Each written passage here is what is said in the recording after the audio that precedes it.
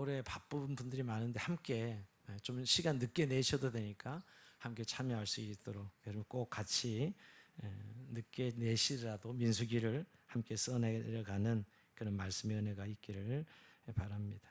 이승무 집사님 지난 10일 날 이사하셨어요. 새로운 보금자리로 또 기도해 주시면 감사하겠습니다.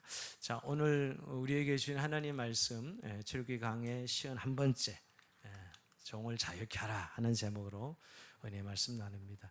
한 9월 4일 날 출애굽기 강의 50번째 하고 이제 한 5개월 만에 다시 출애굽기 강의로 돌아왔습니다. 여러분 지난 20장까지는 10계명을 한 계명 한 계명씩 강의 설계했던 것을 기억할 것입니다. 이제 10계명의 말씀이 끝나고 구체적인 삶의 실제 하나님의 백성의 삶의 모습으로 이제 법규죠. 법규라고 오늘 1절에는 법규라 이렇게 이야기하고 있고요. 24장 7절에는 언약서 이렇게 소개됩니다. 그러니까 21장, 22장, 23장, 24장이 언약서예요. 십계명이 원전이죠. 원본 원리고 실제 지침서가 21장에서 24장까지 법규 이렇게 언약서 이렇게 이야기합니다. 여러분 이 언약서를 모세가 낭독하고 짐승의 피로써 언약을 체결하는 것이 중요한 이 언약서 내용입니다. 근데 여러분 언약서가 말하는 규정은 무엇을 의미할까요? 여러분 십계명을 요약하면 뭐죠? 하나님의 사랑, 이웃 사랑이죠. 하나님 사랑, 이웃 사랑을 이제 원리로 이제 어떻게 구체적인 삶으로 행동으로 나타낼 수 있을까? 그러니까 그들의 삶이 어떻게 보면 십계명의 정신이 삶의 다양한 방식으로 표현될 터인데 그 표현되는 삶의 내용을 다루고 있는 것이 오늘 21장부터 24장까지 언약서의 내용입니다. 자, 오늘 근데 그 첫 번째 규례가 종에 관한 규례입니다. 종. 이스라엘의 노예 제도에 관한 규례입니다. 근데 여러분 이 첫 번째 규례가 종에 대한 규례라는 것이 좀 마음이 불편해질 수 있습니다. 왜냐하면 아니 이스라엘에 노예 제도가 있었어? 이렇게 여러분 질문할 수 있지 않아요? 여러분 하나님께서 이스라엘 백성들 애굽에서 종되었던 것을 구출했잖아요. 그러니까 노예에서 그들을 구원하신 하나님이 그들 안에 노예 제도가 있었다 하는 것이 받아들이기 어렵고 좀 불편해할 수 있습니다. 어떤 분은 아니 애굽에서 자유를 주려고 출애굽시켰는데 종에 관한 법이 있다는 것은 하나님의 모순이다 뭐 이렇게까지 신랄하게 비판하는 사람들이 있습니다. 근데 여러분 우리가 결론적으로 답을 내리면 하나님은 노예 제도를 옹호하지 않습니다.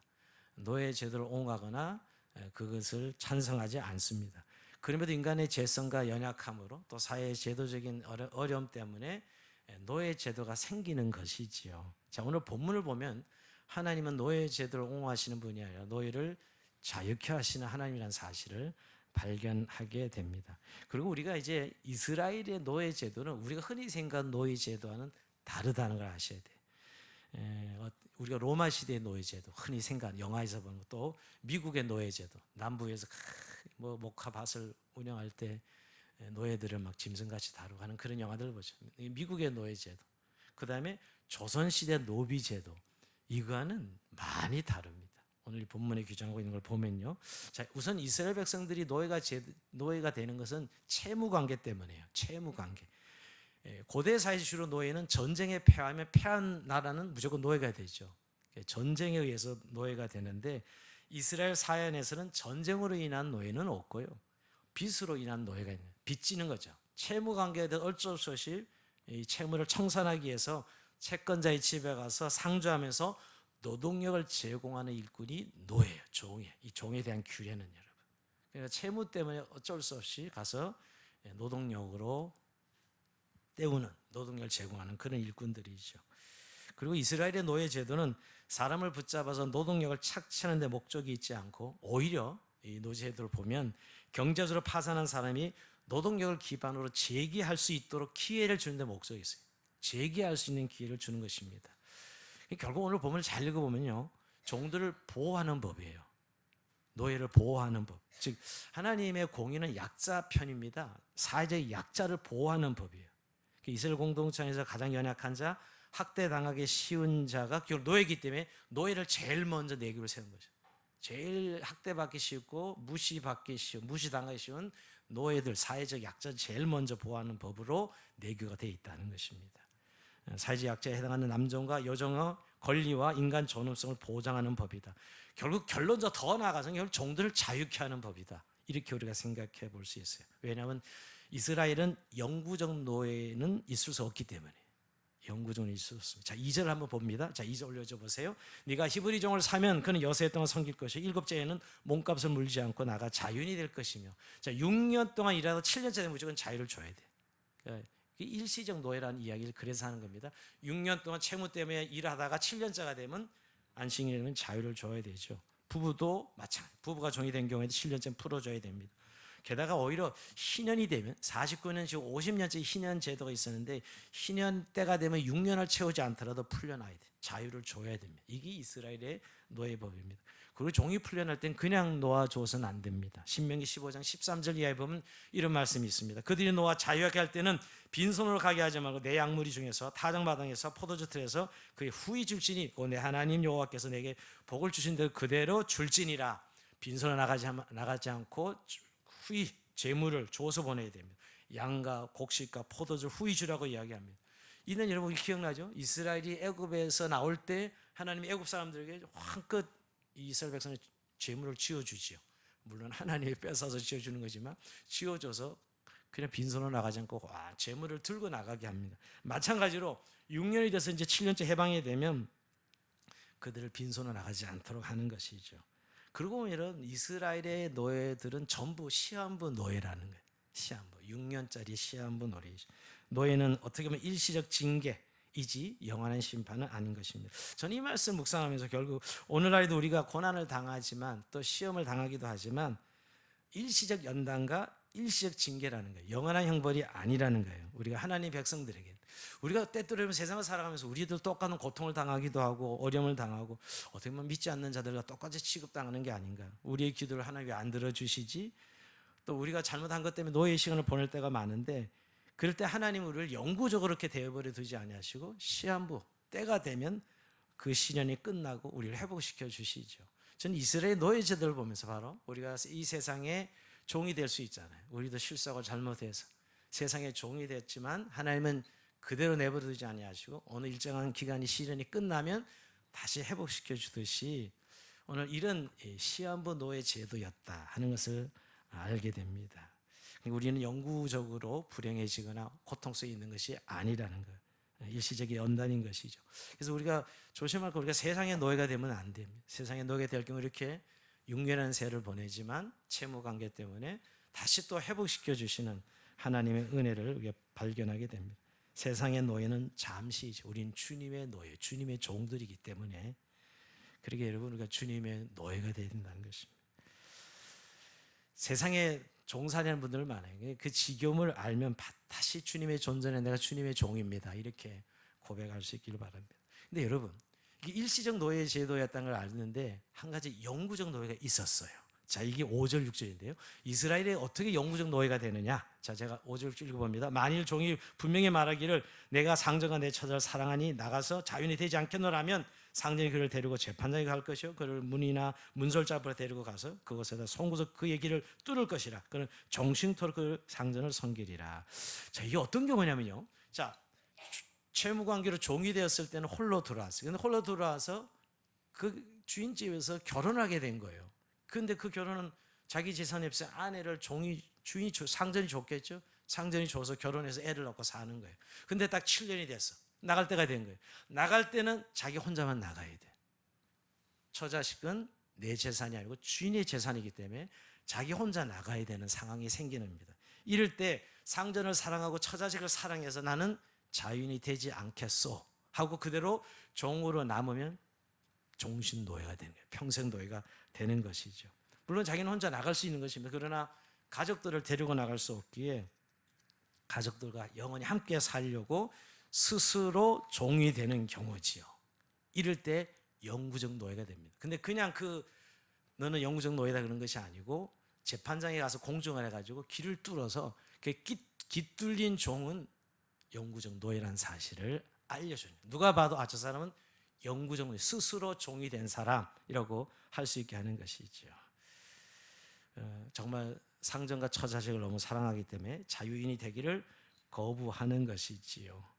자, 이거는 빚 때문이 아니고 사랑으로 자발적 노예가 된 사람입니다. 자기 상대를 너무나 사랑하고 자기 처와 자녀를 너무 사랑해서 자유할음에도 불구하고 스스로 자유하지 않기로 한 것이죠. 자, 이걸 저는 사랑의 노예다. 이런 노예를 사랑의 노예를. 사랑 때문에 자유할 수 있음에도 자유를 포기하고 노예가 되는 것이죠. 근데 이때는 항상 기의 흔적을, 송곳으로 길을 뚫어서 흔적을 남겨두게 되어 있습니다. 여러분, 근데 이 말씀은 사실 누구를 예표하는 거죠? 예수 그리스도를 예표하는 거예요. 그리고 또 저는 이 영구적 노예 이 기사를 통해서 우리가 알 수 있는 것은 우리가 누린 자유가 뭔가를 생각하게 돼요. 우리가 예수님 때문에 자유를 누리게 되면 우리가 누린 자유는 타인을 위한 자유가 돼야 진정한 자유라는 사실을 말씀해 주고 있습니다. 자, 내용을 살펴보면 예수님은 하나님과 똑같은 영광과 존귀를 가지신 분이셨어요. 그러나 종의 형체를 입으셔서 사람이 되셨고 그것도 부족해서 우리를 영원히 사랑하시고 우리와 영원히 결합하기 위해서 그의 육신을 송곳보다 더 날카로운 십자가에 찔리셔서 상처를 받으시고 죽으셨지요. 그래서 여러분, 예수님은 부활하셔서도 육체에 상처가 있었어요. 여러분, 예수님이 다시 만나도 우리는 그 상처를 볼 수 있습니다. 손에 못자국, 발에 못자국, 옆구리에 창자국을 볼 수 있죠. 우리가 증거는 여러분 도마 앞에 나타났을 때 주님이 도마에게 내 상처를 보라 그렇게 말씀하시죠. 지금도 육신으로 있는 예수님은 상처가 있는 거예요. 바로 흔적이 있어요. 그 흔적은 사랑의 흔적, 우리를 사랑하시는 흔적, 우리를 구원하시기 위해서 십자가에 죽으신 흔적을 가지고 계신 것입니다. 여러분, 오늘 이 영구적 노예가 사랑 때문에 자기 처자식과 상전을 사랑하기에 자유할 수 있음에 불구하고 스스로 길을 뚫어서 그 흔적을 남김으로 사랑의 노예가 되는 것과 같은 것입니다. 저는 이렇게 이 말씀 묵상하면서 노예 가족들은 언제가 남편이 가족을 떠날 때가 되었다는 걸 알 거 아니겠어요? 7년이 되면 우리 아빠가 우리 남편이 자유인이 된다 이렇게 알 거 아니에요. 여러분, 누가 종 생활을 그렇게 좋아하겠어요? 노동력을 제공해야 되는 삶인데 몰라, 어린 자식이 있다면 모르겠어요. 떠날 생각 안 할지 모르겠죠. 근데 늘 불안했을 거예요. 가족들은 우리 아빠가 이 7년이 되면 떠나겠지, 자유인이 되면 우리랑 헤어지겠지, 이런 생각 하지 않았겠어요? 그런데 오늘 아버지가 들어오는데 귀에 상처가 나서 들어오는 것이었어요. 아, 우리 아빠 이제 떠나지 않는구나. 우리 아빠 떠나지 않고 우리가 영원히 같이 살 거구나. 스스로 종으로 선택하는 것이. 길을 뚫고 들어오는 날 가족들은 기뻐 뛰었을 것입니다. 아마 가족들에겐 그 아버지의 가장 멋있는 부분은 헐칠한 키도 아니고 잘생긴 얼굴도 아니고 똑똑한 머리도 아니고 나를 사랑해서 스스로 종이 되겠다고 한 뚫린 귀를 아마 제일 사랑했을 것입니다. 그걸 보면서 우리와 같이 살기로 결단하는 우리 아버지, 나의 남편을 생각했을 것이. 여러분, 그러고 보면 그 상처는 너무나 귀한 상처죠. 스스로 사랑 때문에 노예가 되겠다고 한 것이니까. 여러분, 예수님의 가장 귀한 부분도 우리를 구원하시기 위해서 손과 발의 상처이라고 생각합니다. 그 상처는 영원히 우리를 버리거나 떠나지 아니하시고 우리가 영원히 함께 하신 약속의 증표죠. 여러분, 우리가 얼마나 든든할까요? 지금도 예수님은 상처가 있으신데요. 우리가 그 상처로 우리의 하신 약속을 우리가 증표로 삼아 우리가 그 약속을 믿고 살아갈 수 있다는 것입니다. 자, 그러고 우리는 그리스도 안에서 자유인이 되었어요. 얼마든지 우리는 7년이 돼서 자유인이 되어 나갈 수 있음에도 자기 처자식 때문에 스스로 종이 된 이 영구적 노예를 생각해 보면 우리도 예수님이 십자가에서 우리에게 모든 자유를 허락하셨어요. 우리를 구원하셔서. 그런데 우리가 이 자유를 내 마음대로 쓰지 않죠. 내 마음대로 사용하지 않고 누구를 위하여, 주님과 이웃들을 위하여 그 자유를 스스로 제한하는 것. 그 이유는 사랑하기 때문이죠. 내 남편, 내 아내를 사랑하고 내 이웃들을, 내 지체들을 사랑하기 때문에 자유를 사용하지 않고 스스로 자유를 반납하고 종이 되는 것. 여러분, 그리스도인이 가지는 참된 자유는 여기 있어요. 예수님이 우리에게 보여준 자유죠. 와, 자유다, 이게 아니고 그리스도인은요, 그 부분이 내게 베푸신 사랑을 기억하고 나도 그렇게 그 사랑의 노예가 되어서 내 자유를 사용하지 않고 누구를 위하여 사랑하고 섬기는 삶을 살아가는 것이죠. 현대인들은 이 사랑의 노예를 잃어버렸어요. 여러분, 사르트르의 실천 철학자 이 자유의 길이라는 소설이 있는데 자유 책에 보면 그런 이야기가 납니다. 철저하게 매이기 싫어하는 한 젊은이가 나오는데 그는 매이기 싫어서 결혼도 하지 않고 어떤 한 여자 동거 생활을 합니다. 유럽엔 이제 일반화됐지만 이 사르트 나오면서 유럽 사회가 다 이 자유의 바람이 불었는데요. 그래서 결혼하지 않고 동거합니다. 그런데 문제가 생겨. 그 여자가 아이를 뵌 것이 임신합니다. 근데 그 남자는 자유를 해서 그 여자에게 계속 유산을 요구해. 지우라고, 아이를 죽이라고. 자유하려고 내가 동거하는 건데 애가 나오면 얼마나 많은 책임을 져야 되니까 유산을 요구합니다. 제가 왜 이야기를 하냐면 현대인들이 원하는 자유가 이것이 아닌가. 아무것에도 매이지 않고 그냥 자유를 원하는 것이죠. 어떻게 보면 귀에 주렁주렁 귀걸이는 달고 싶지만 결코 구멍 뚫기는 싫어하는. 물론 이쁘게 하기 위해서 구멍도 막 뚫어요, 그죠? 어제도 누가 귀 뚫었다고 이야기하더만요. 우리 애들도 중고등학생 때 다 뚫었어요. 요새는 이뻐지기 위해서 그 정도 희생은 지불하는 것 같은데, 여기서는 제가 비유적인 의미입니다. 사람들은 귀걸이인 걸로 아름답게 자기 자유 누리고 싶지만 길을 뚫거나 희생하고 싶어 하지는 않죠. 그게 요즘 현대인들이 가지는 이 자유지요. 그러나 우리의 자유는 사랑하기 때문에 길을 뚫는, 자신을 내어놓는, 자기의 자유를 포기하는, 이것이 진정한 자유. 그것이 예수님이 보여준, 우리에게 보여준 사랑입니다. 그리스도인은 자신의 자유를 사용하지 않고 다른 사람을 위하여 반납할 수 있을 때 진정한 자유를 누려요. 우리의 자유는 그러면서 우리가 흔히 세상에 말하는 자유가 아니라 다른 사람을 사랑하는 자유입니다. 결국 그 사랑하는 것 때문에 내 자유를 포기할 때 내가 스스로 자유해져요. 이게 그리스도인이 가지는 진정한 자유입니다. 주님이 우리에게 가르친 사랑의 법이고요. 자, 오늘 그러면서 다시 한번 좀 이 길을 뚫어 영구적 노예가 되는 것은 바로 예수님을 예표하는 구약의 사건이다 하는 것을 우리가 기억해 볼 필요가 있습니다. 근데 여러분, 이제 세 번째, 여정에 관한 법이 있어요. 여자 노예는 자유케 한다는 말이 없어요. 자, 7절 볼까요? 사람이 자기 딸을 여종으로 팔았으면 그는 남종과 같이 나오지 못할지며. 아까 남종 7년째 자유를 주라면서 왜 못 나온다 그러죠?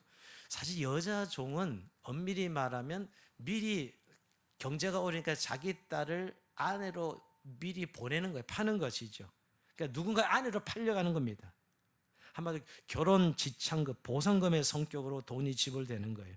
그러니까 7년 대소문으로 자유를 주면 안 돼. 남의 아내가 되어 있는데 자유 준다는 건 이혼하는 관계를 끊어야 된다는 것이죠.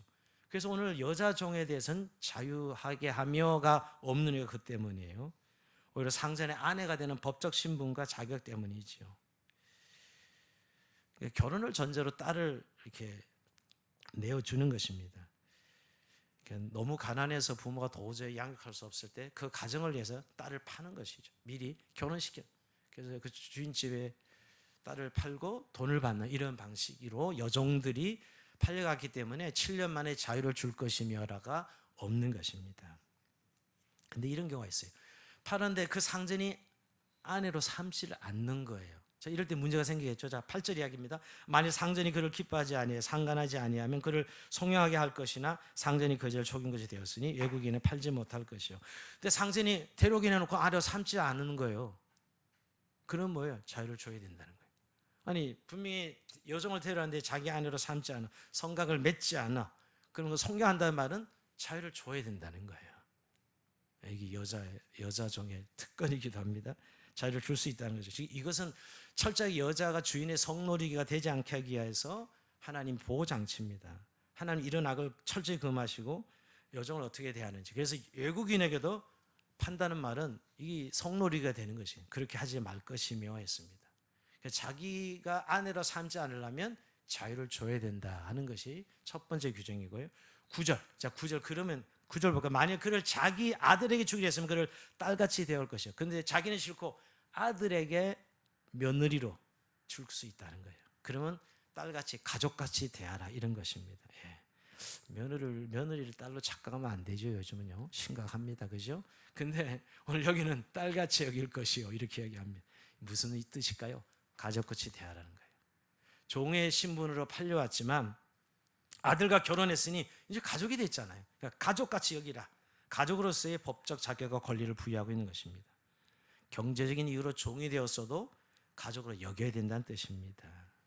자, 이런 의미가 여종의 교육이죠. 10절은 상전이 다른 여자 이제 결혼을 하게 되는 경우를 상정합니다. 자, 10절 볼까요? 만일 상전이 다른 여자에게 장가들지라도 그 여자의 음식과 의복과 동침하는 것은 끊지 말 것이요. 자, 이 경우는 이제 상전에게 계속 이게 이제 자유를 줬는데 자기가 아내로 삼고 싶지 않아서 말이에요. 그럴 경우는 그 의무를 주인이 다 해야 된다는 거예요. 여전히 음식과 의복과 동침할 요구할 권리를 계속 보장받는다는 거예요. 즉 상전이를 이행하지 않고 여자를 데려올 때 보상금을 지불해서 속전을 돌려받을 수 없고 그녀를 결국 자유케 해야 된다는 거예요. 아까 그 7절의 말씀과 이 10절 연결되는 것인데요. 그래서 아내로 삼지 않고 여종으로 두려면 다른 남자와 결혼할 수 있도록 해줘야 된다는 것이죠. 그러니까 사실 상전이 여종을 마음대로 대하거나 마음적으로 처분하지 못하는 법이에요. 여성은 약자였잖아요. 그 당시 더 약자였기 남자보다도 그 여성을 보호하기 위한 법이죠. 그러니까 누군가 아내로 처부로 팔린 종이라 하더라도 불이익을 받지 않도록 보호하시기 위한 법. 즉 여성을 보호하기는 좋습니다. 여러분 이 3,500년 전 이야기예요. 지금도 여성 인권이 보호하지 못할 때가 너무 많은데 3,500년 전에 하나님이 이스라엘 백성들 안에 여성들이 채무로 종으로 팔려가더라도 그 인권과 그들의 삶을 보장하는 약자를 보호하는 법이라는 사실을 우리 본문에서 발견하게 됩니다. 이것은 여러분 고대 근동 지역과 비교해 본다면 그 당시 고대 근동 이 노예는 착취당하고 억압당하고 성적 학대를 받는 건 너무나 물건 취급하고 이런 시대였어요. 그리고 우리가 2, 300년 전에 노예 제도도 그랬다고요. 물건이지 인간 취급받지 않았어요. 소유물 주고받듯이 이런 시대였는데 이미 3,500년 하나님께서 이 여성들에 대한 보호를 이렇게 철저하게 하셨다는 것. 핵심은 종을 대할 때 그들이 종이고 나는 주인이다 이런 일종 요즘 말로 갑을관계를 보지 말라는 거예요. 내가 주인이고 네가 종이고가 아니라 이런 우월의식을 가지지 말고 해방될 노예로 하나님의 은혜로 다시 자유인이 될 하나님의 소유된 백성을 인정하라는 거죠. 지금은 잠시 종이 되었지만 다시 회복될 자유인으로 그렇게 대우하고 봐야 된다는 것이 이게 오늘 그래서 제일 먼저 약자가 이 종들이었기 때문에 법규에 제일 먼저 나오는 이유도 그 때문이에요. 하나님의 공의는 약자를 향한 하나님의 사랑이 하나님의 공의이기 때문에 제일 먼저 나오는 이유가 그 때문입니다. 자, 오늘 내용은 이런 내용들인데 저는 이 말씀을 한 주 묵상하면서 결국 우리 사회에 있는 이 우리의 심령에 있는 이 노예 근성, 노예 의식이 있죠. 노예 의식. 그 노예 의식이 어디로 나타나냐면요. 갑질하는 사회, 갑을관계 사회가 바로 노예 근성을 가지는 그런 사회입니다. 여기 정말 하나님의 긍휼과 자비의 시선이 필요합니다. 오늘 갑질이 행행한 우리에게 저는 이 말씀이 얼마나 도전을 주는 말씀인가 생각해 봅니다. 여러분 우리나라 사회 갑을관계가 얼마나 대립관계예요. 조금만 힘이 있으면 을을 누르려는 것은 아주 당연하게 여깁니다. 그래서 근데 이런 갑을의식이 말이 이런 노예 근성이 갑만 문제가 있는 게 아니에요. 여러분 을이 힘이 생기잖아요. 그럼 갑과 똑같아져. 을이 힘만 생기면 자기도 또 다시 갑질한다고요. 이게 우리 사회예요. 이렇게 노예를 착취하는 것 같은 일종의 갑을의식이 어디서 생긴 걸까를 생각해 보면 저는 극심한 경쟁에서 비롯됐다고 생각해요. 우리나라는 지금 무한 경쟁 시대죠. 유치원 때부터 등급을 매겨서 석차를 매깁니다. 학생 때는 성적, 취업하면 토익, 입사시험 성적, 업무 수행 능력 평가를 매겨서 비교합니다. 자신을 늘 비교하며 위치를 파악해요. 나이를 비교하고 자신의 연봉, 재산을 비교합니다. 어디서부터 이렇게 줄 세워서 이렇게 비교하여 순위를 정하고 자기 위치를 파악하다 보니 커서도 그런 것입니다. 저 사람이 나보다 위인가 아래인가 촉각을 세우죠. 이런 의식은 우리 사이에 아주 깊이 뿌리는 내려져 있고 저는 심각하다고 생각해요. 여러분 이런 하나님의 공의로움이 전혀 우리 사회는 실행될 수 없는 그런 뿌리 깊은 이 노예 의식이 있다는 거예요. 나보다 부자인가 가난한가, 나보다 학벌이 좋은가 나쁜가, 나보다 잘생겼나 못생겼는가, 나보다 키가 큰지 작은지 늘 비교하면서 이치를 파악하며 늘 이런 숫자에 민감한 사회가 되었습니다.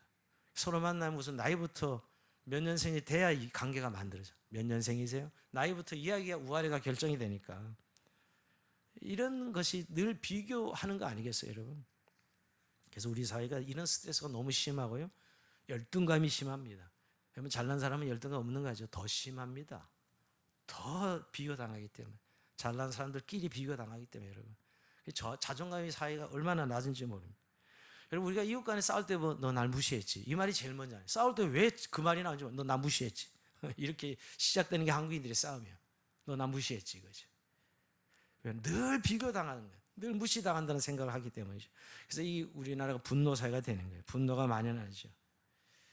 그래서 여러분 인터넷 댓글 달면 우리나라 사회는 악플이 훨씬 더 많습니다. 선플보다.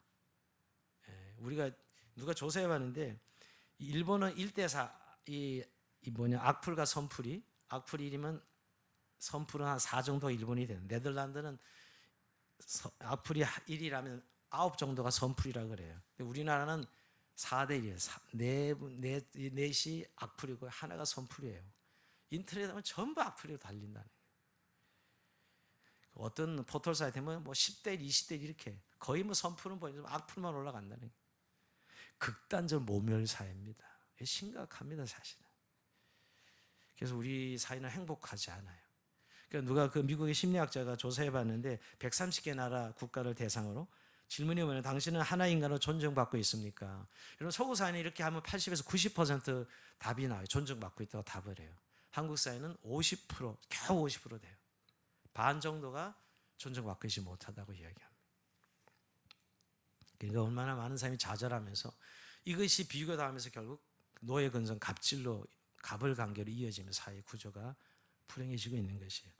우리나라 속담에 개천에서 용 났다는 말이 있죠.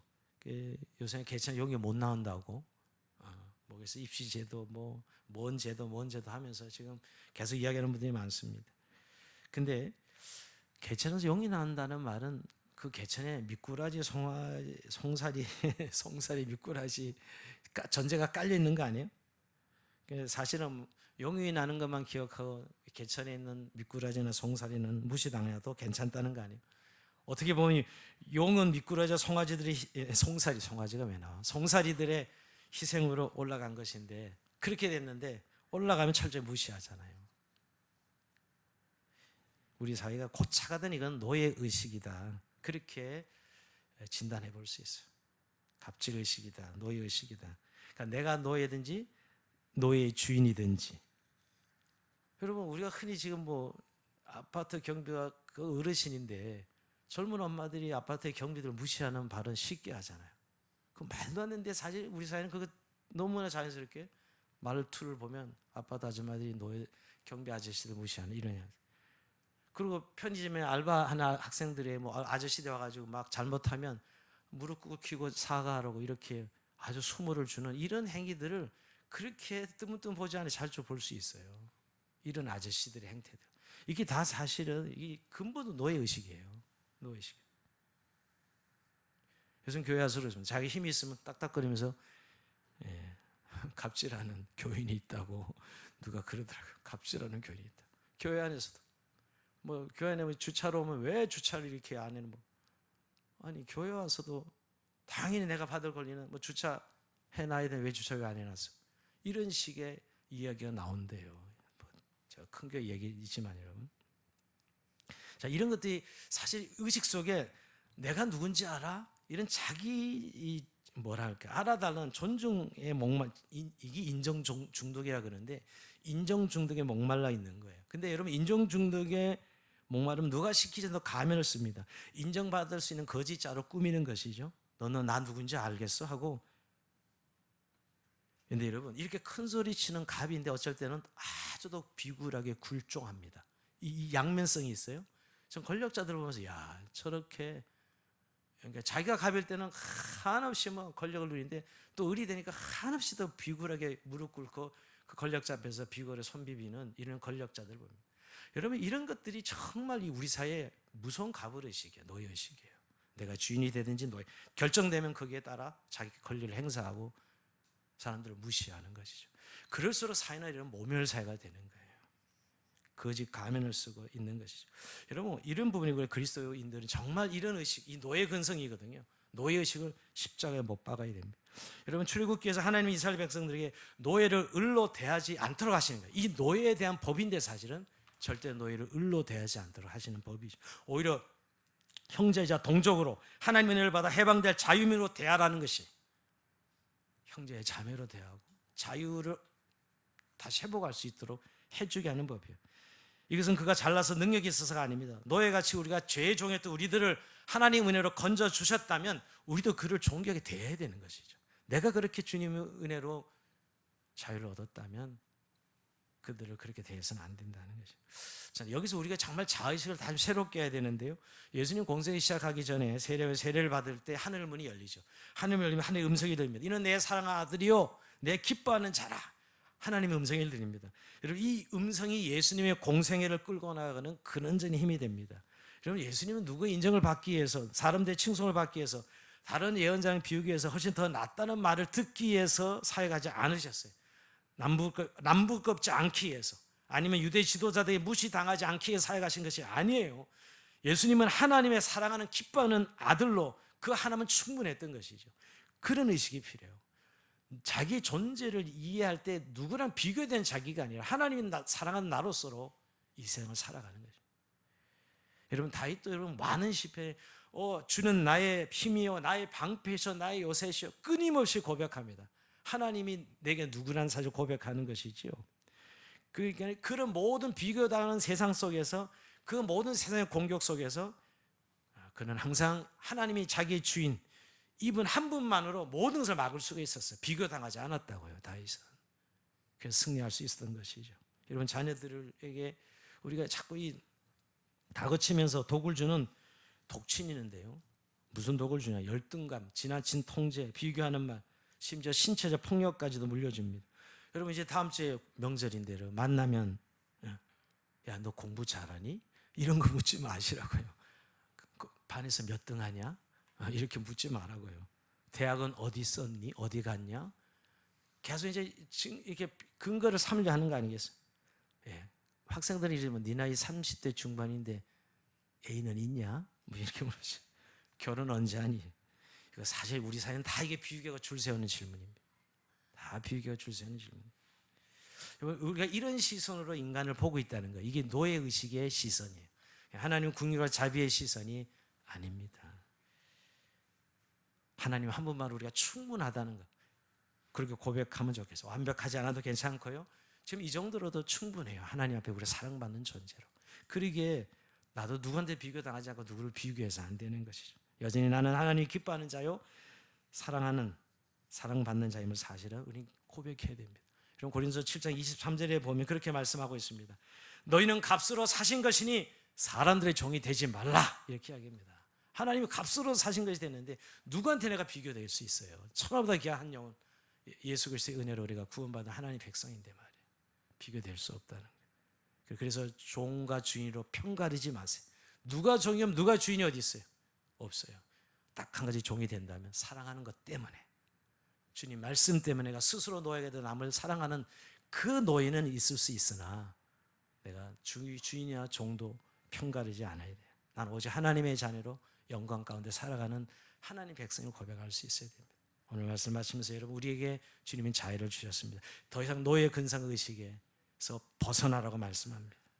그리고 스스로 영구적 노예가 되는 길이 하나 있으니 바로 그건 예수님이 십자가를 통해 스스로 자유를 포기하셨듯이 우리에게 진정한 자유는 나를 위해 쓰는 자유가 진정한 자유가 아니라 타인을 위하여서 이웃을 사랑하기 위해서 쓰는 자유, 그럴 때 누리는 자유가 진정한 자유인 것을 말씀한 걸 기억하면서 모두가 사랑의 종이 되기를 주의 이름으로 축원드립니다.